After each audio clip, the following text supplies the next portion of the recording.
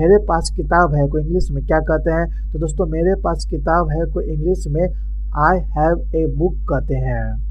Next है तुम किताब पढ़ते हो को इंग्लिश में क्या कहते हैं? तो दोस्तों तुम किताब पढ़ते हो को इंग्लिश में यू रीड ए बुक कहते हैं। नेक्स्ट है मेरे पास 2 किताब है को इंग्लिश में क्या कहते हैं? तो दोस्तों मेरे पास 2 किताब है को इंग्लिश में आई हैव 2 बुक्स कहते हैं। नेक्स्ट है मेरे पास किताब नहीं है को इंग्लिश में क्या कहते हैं? तो दोस्तों मेरे पास किताब नहीं है को इंग्लिश में I do not have a book कहते हैं। नेक्स्ट है उसके पास एक किताब है को इंग्लिश में क्या कहते हैं? तो दोस्तों उसके पास एक किताब है को इंग्लिश में ही हैज ए बुक कहते हैं।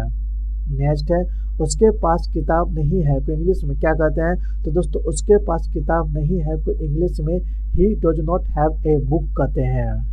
नेक्स्ट है वह उसकी किताब है को इंग्लिश में क्या कहते हैं? तो दोस्तों वो उसकी किताब है को इंग्लिश में दैट इज हिज बुक कहते हैं। नेक्स्ट है उसने मुझे किताब दी को इंग्लिश में क्या कहते हैं? तो दोस्तों उसने मुझे किताब दी को इंग्लिश में he gave me the book कहते हैं।